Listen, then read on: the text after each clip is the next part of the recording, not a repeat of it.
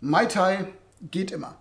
Das ist bei uns in der Facebook-Gruppe Cocktails und Barkultur ein geflügeltes Wort. Das mag daran liegen, dass der Mai Tai einer der bekanntesten Cocktails überhaupt ist und vielleicht auch daran, dass er Gegenstand vieler Variationen ist. Schon durch die Auswahl verschiedener Rumsorten ist er sehr wandelbar.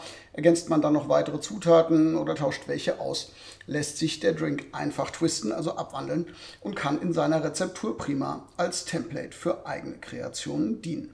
In einer neuen Folge unserer Serie Twists, Riffs und Quickies machen wir heute einen solchen Twist. Wir machen jetzt den Marlin.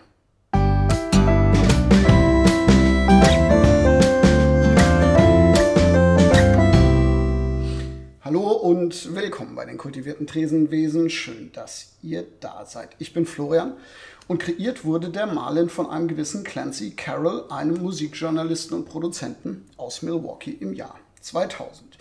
Viel mehr ist über die Entstehung des Drinks und seinen Schöpfer leider aber auch erstmal nicht zu finden gewesen.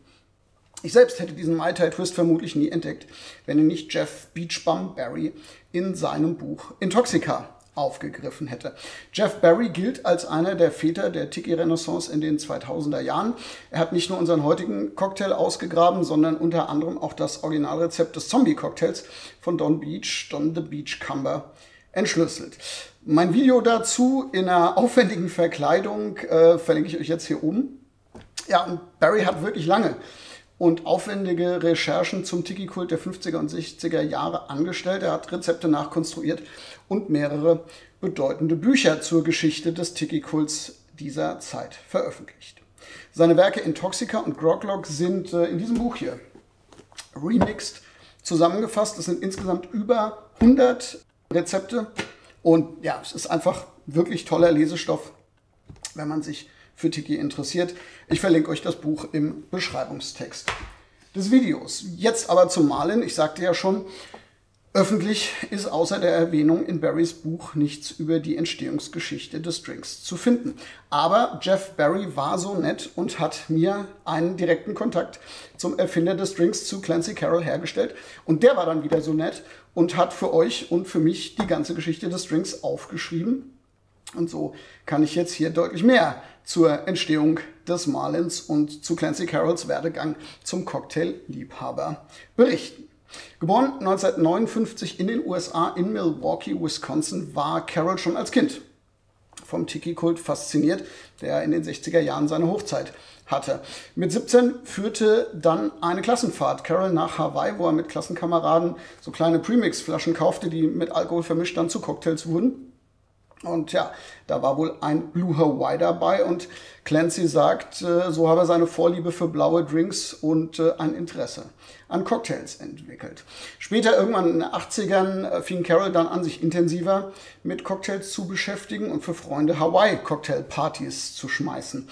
Das war lange vor der Cocktail-Renaissance und auch lange bevor es das Internet gab. Und so war ein Barbuch namens Mr. Boston Official Bartender's Guide seine einzige Quelle. Nach seiner Aussage waren die Drinks, die dabei herauskamen, durchaus trinkbar, aber von heutigen Ansprüchen doch recht weit entfernt. Dafür meist schön bunt und für Carroll auch immer ein blauer Drink dabei. Als dann 1998 Beachbum Barrys Buch Groglok herauskam, fand Clancy darin besonders den Mai Tai und seine Variationen spannend. Und ihm fiel auf, dass eine blaue Variante dieses Drinks fehlte.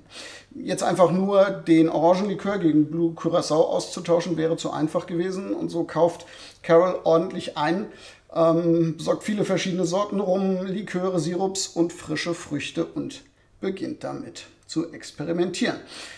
Er tauscht am Ende auch den Zuckersirup gegen Maraschino-Likör, er ergänzt Zitronen zum Limettensaft und setzt auf eine etwas leichtere Rumkombination aus einem weißen Melasse und einem dunklen Agricole-Rum, spielt so ein bisschen mit den Mengenverhältnissen, damit vor allem diese Limetten-Zitronensaft-Mischung und der Maraschino-Likör geschmacklich auch noch rauskommen.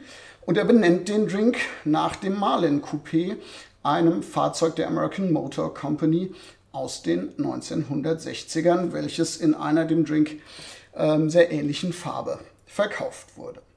Clancy schreibt dann Jeff Barry eine E-Mail, um sich für das Buch Groglok zu bedanken. Er erzählt in dieser Mail von seinem Marlin-Cocktail. Ja, und so schließt sich der Kreis, denn Barry druckt ja, das Rezept dieses Drinks in seinem Buch ab. Und so können wir den Drink heute nachmachen. Der Drink wird im Shaker zubereitet.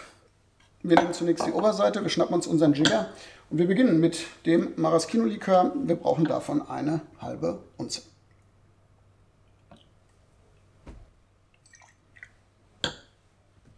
Wir machen weiter mit unserem Orgeat, einem Mandelsirup. Wir brauchen auch davon eine halbe Unze.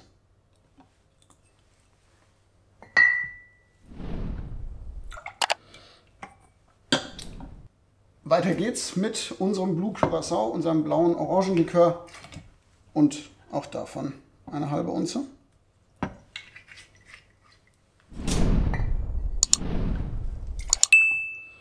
Jetzt kommt frisch gepresster Limettensaft mit einer halben Unze dazu.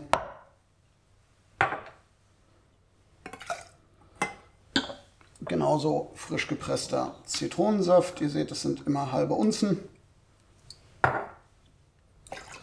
Und von unseren beiden Rums, ich habe hier den Plantation 3 Stars, super Preis-Leistungs-Verhältnis für einen weißen Rum. Davon brauchen wir eine Unze.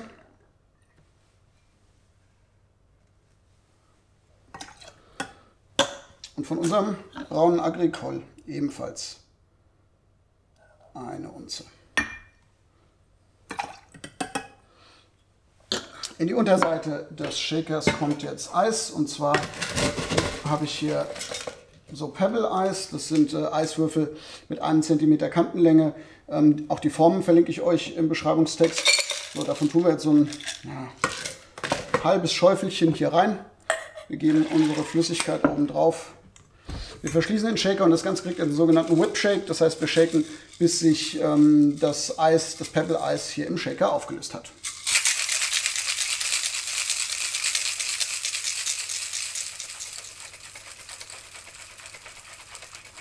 So, und ihr hört jetzt am Geräusch, da klappert nichts mehr. Das heißt, unsere kleinen Eiswürfelchen haben sich aufgelöst. Wir schnappen uns ein Double Old Fashioned Glas. Ihr braucht hier wirklich ein großes Glas. Wir haben relativ viele Zutaten.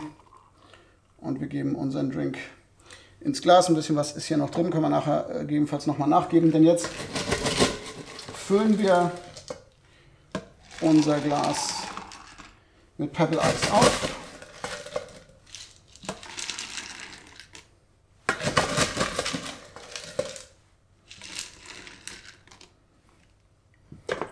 So, und das Ganze kriegt als Garnitur jetzt ein Ananasstück mit 2 Maraschino-Kirschen. Clancy hatte in seiner E-Mail an mich als Garnitur eine Zitronenscheibe mit einer roten und grünen Cocktailkirsche beschrieben. Die grünen Cocktailkirschen hatte ich jetzt nicht. Und ich habe mir für die Deko, für die Garnitur noch eine Idee geklaut von Leandro Di Monriva von The Educated Barfly. Denn der hat 2 Orchideenblüten genommen. Und genau das will ich jetzt auch machen. Die Orchidee steht hier. Und ich werde nachher von meiner Frau dafür sicher was zu hören kriegen. Aber ja, ich finde, die Orchideen machen sich einfach hier farblich extrem gut zu diesem blau-grünen Drink. Wir können noch mal ganz kleines bisschen Pebble Eis hier drauf geben, dass wir so eine kleine Krone kriegen. Ja, ich würde sagen, so passt das. Und ich habe hier für euch Clancy Carroll's Marlin. So, dann wollen wir mal probieren. Jetzt habe ich hier einen kleinen Strohhalm.